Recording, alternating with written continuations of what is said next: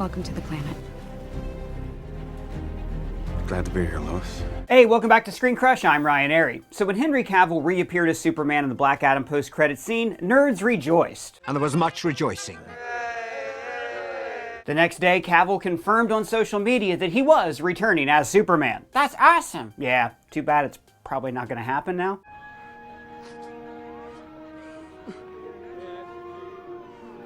Why not? But you said.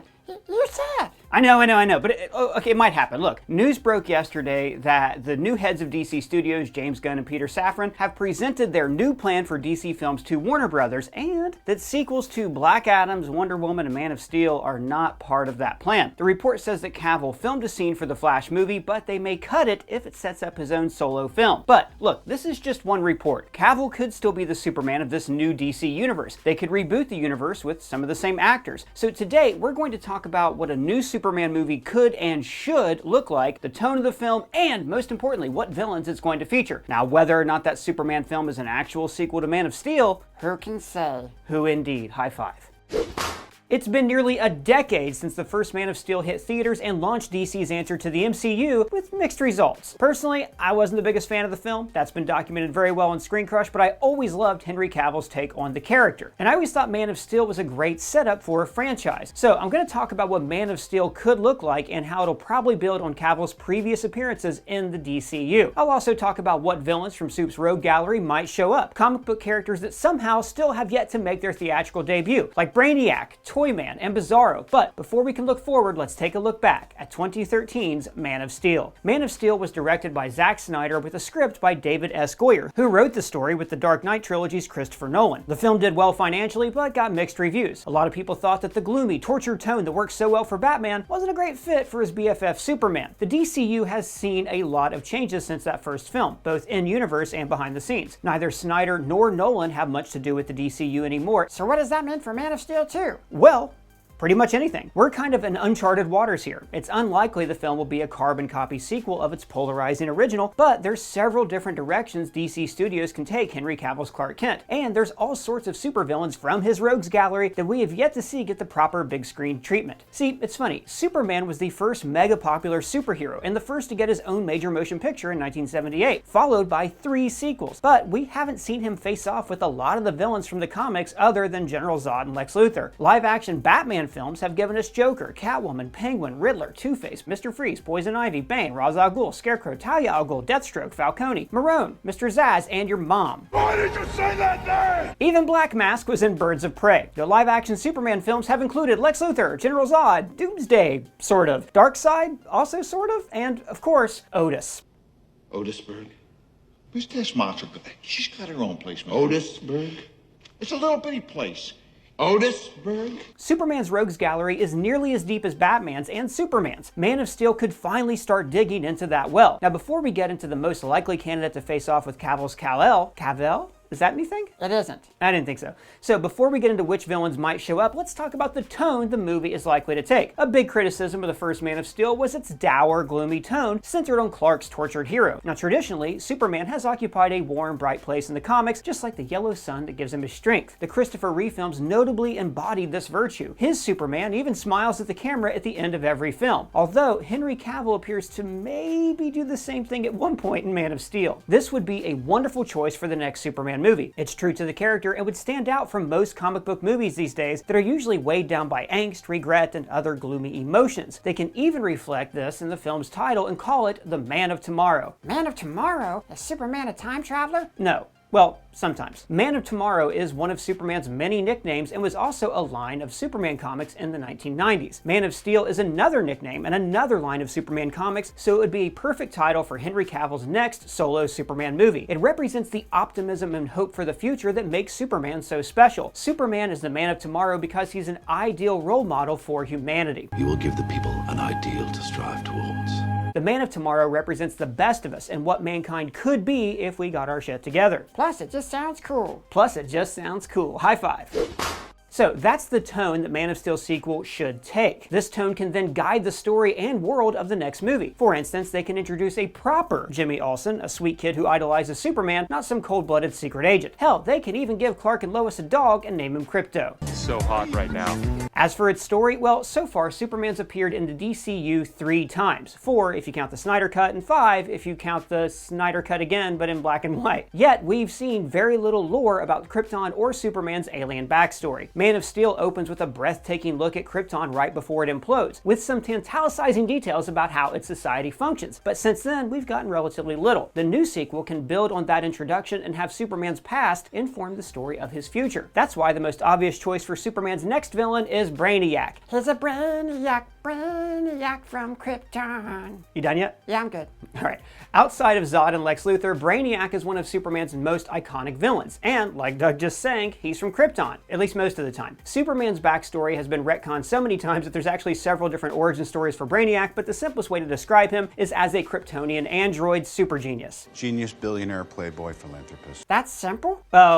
For comics it is. Typically, Brainiac is very powerful, and as his name suggests, he's very smart. He creates problems that Superman needs to solve with his mind rather than with his super strength. So there's a lot of cool directions they can go with Brainiac. He can also strengthen the sequel by tying it into the first film. At the start of Man of Steel, we see Krypton's shattered moon, Wegthor. Now, according to Zack Snyder, the moon was destroyed by the original Doomsday, but since that idea never came into canon, it could easily be retconned into Brainiac's backstory. Likewise, Clark builds his Fortress of Solitude out of a Kryptonian colony ship that's been frozen in ice for thousands of years. In the film, we see an empty pod, implying at least one Kryptonian survived and was somewhere on Earth. Originally, this was set up as a possible origin for DCU's version of Supergirl, but this too could be an easy retcon to explain how Brainiac survived the destruction of Krypton. He could have been living on Earth for millennia, setting up his conflict with the son of Jor-El. Having a cerebral opponent and giving Superman conflicts he can't punch his way out of will definitely help the film be less destructive and violent. It's closer to the joyful take on the character that Henry Cavill hopes to portray. Another iconic villain who requires Clark's brains and not his brawn is Mr. Mxyzptlk. Mr. Who's it right now? Mr. Mxyzptlk. He's a powerful fifth-dimensional being. Now, because he's from a higher dimension, he has the power to bend and warp reality. He sees third-dimensional beings as lower life forms, giving him less regard for human life. He's sort of a trickster god, like the DC Universe's version of Star Trek's Q. I'm immortal again! Omnipotent again!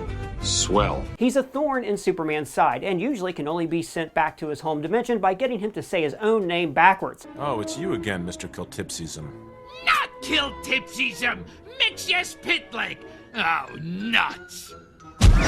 Now, since he can manipulate reality, and because Superman's susceptible to magic, he's not just annoying, he's dangerous. We haven't really seen a villain like him in a blockbuster superhero movie, and if DC really wants to take Superman in new directions, using Mr. Mxyzptlk would be a great way to go. Lighten up, sweets! I'm just having some laughs! Instead of a third act being yet another CGI beamfest or a city skyline being leveled, Man of Steel 2 could end with an intriguing battle of wits. Or maybe they'll want to play it safe and give Superman somebody strong that he can trade blows with. Smashy, smashy. If that's the case, Metallo would be a straightforward villain that would fit right in with the DCU. Depending on the continuity, Metallo is traditionally a robot or a cyborg that's powered by kryptonite. You could see why this would pose a problem to Superman. Why? Well, kryptonite. Kryptonite is extremely harmful to Superman. It can even kill him. It's his kryptonite. It is? Well, that's a heck of a coincidence. I mean, it's not... Okay, look, let's move on. Depending on how they portray him, Metallo could be the main villain of Man of Steel 2, but he could also be a secondary villain. He could be the creation of a bigger villain, like how Loki sent down the Destroyer to defeat Thor. A bigger villain? Like Lex Luthor. Luthor would be an obvious choice, but after seeing him in 5 of the last 6 Superman movies, I wouldn't be surprised if they go with someone else. One possible option is Toyman. Toyman? A man with the power of toys. Actually, you're not far off. Winslow Scott, aka Toyman, is one of the biggest names in Superman's rogues gallery. He's a toy maker and brilliant inventor who, among other things, uses weaponized toys. Some of these are powerful enough to give Supes a run for his money. Like a yo-yo with a knife glued to it? I guess. What made you think of that? Just something I've been thinking about. You've been thinking about a yo-yo with a knife glued to it? Mm-hmm. You ever see anybody mess with a dog with a yo-yo knife? No. And you never will, sucker. Alright then, well, I guess if the knife or the yo-yo were made of kryptonite, then Toyman could use it against Superman. But if he does show up in Man of Steel 2, I'm guessing he'd be more of an updated, reimagined take on the character. Maybe a scientist whose hobby is toys, or someone involved with the rebuilding of Metropolis. You mean from when it was destroyed in the first movie, where literally nothing was left but a flat gray hellscape? I thought they already we rebuilt it. Well, when we see Metropolis again in Batman v Superman and Justice League, it seems like it's been rebuilt, but there was a lot of destruction, so maybe we only saw parts of the city rebuilt with a long way to go to downtown or whatever. Toyman could be involved with this reconstruction or not involved at all, in a similar way to how Michael Keaton's Adrian Toomes was disillusioned after Tony Stark took his job. They took his job. Meaning that this is a plot element of Man of Steel 2 that might be a way for the filmmakers to acknowledge and correct one of the biggest criticisms of the first film, Superman's seemingly disregard for collateral damage. By openly embracing the issue, they might use the sequel as a sort of corrective, hey, we know we screwed up, but we're doing it right this time, see? Another Superman movie that they could correct would be Superman 4: The Quest for Peace. This was Christopher Reeve's last movie as Superman, and due to its low budget and script problems, it's generally seen as a dud. You got the dud! But it did give us a really cool supervillain in Nuclear Man, an original character created for the film. Powered by the sun, the world's nuclear arsenal, and some of Superman's DNA, Nuclear Man is the literal personification of thermonuclear weapons. He was a product of the Cold War and the political movement to limit the world's supply of planet-destroying bombs. Now, while it seems dated, it's scary to say that this subtext is more relevant now than ever. If Man of Steel 2 wants to give us a little depth to the franchise and have Superman serve as an ambassador for world peace, bringing back Nuclear Man would be a great way to do it, in a very cool way. Imagine a Nuclear Man with today's special effects and a big budget. We could do an entire video on the casting possibilities alone. I also happen to think that Superman 4: The Quest for Peace has the best story of any Superman movie, and I would love to see it done right by a great creative team and a high budget. Now, one supervillain that wouldn't need to be cast is Bizarro Superman. What am me?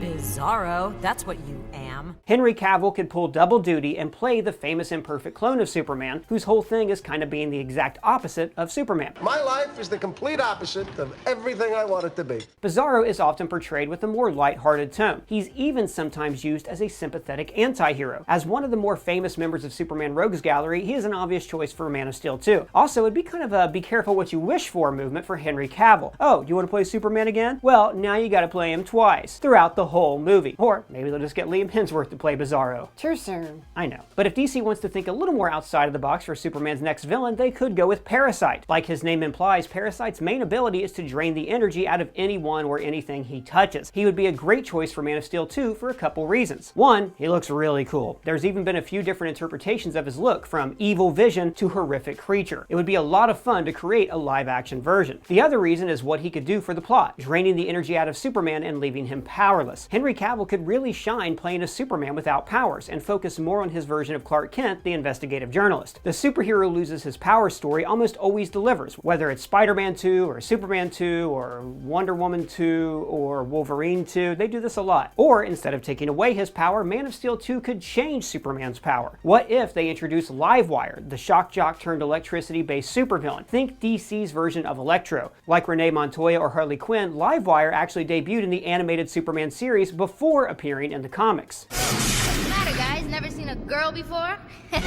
Like Nuclear Man, the role is ripe for stunt casting. The role of a shock jock, pun intended, with flashy powers, also pun intended, could give an actress a lot of scenery to chew while playing off Henry Cavill's straight-laced Clark. Imagine a charismatic star like Maya Hawke, Keke Palmer, or Jesse James Keitel following in the footsteps of Hollywood's greatest scene-stealing bad guys. Using an electricity-based villain could also shape Man of Steel 2's story. What if we finally see a live-action version of Superman's electric blue powers? His what now? Alright, Doug, you're too young to remember this, but in the 90s, DC tried updating Superman's look by completely redesigning the character. Rather than being powered by the yellow sun, he became a being of energy contained in a very stylish blue suit. Later, his soul split off into a second red version of this character, but that is a whole other video. A blue electric Superman? Don't know how I feel about that. Neither did comic book fans. The change didn't even last for 2 years, but adapting the electric blue arc, Pun intended. for the big screen would be a great way to show Superman in a way that we've never seen him before. Give us something really different. Another great Superman villain the DC could use is Mongul. Now, Mongul is a superpowered alien who played a pivotal role in the story shortly after Death of Superman. You know, when Clark wore the famous black suit and even had the more famous mullet. Mongul is the warlord of Warworld and is one of Superman's physically strongest villains. One reason they might not use Mongul, however, is that he's a little too similar to Darkseid. Darkseid is the Lord of Apocalypse and one of the DC Universe's biggest big bads. He was intended to be the primary antagonist of Zack Snyder's 5-film Justice League series, and we see him just a bit in the Snyder Cut. I will stride across their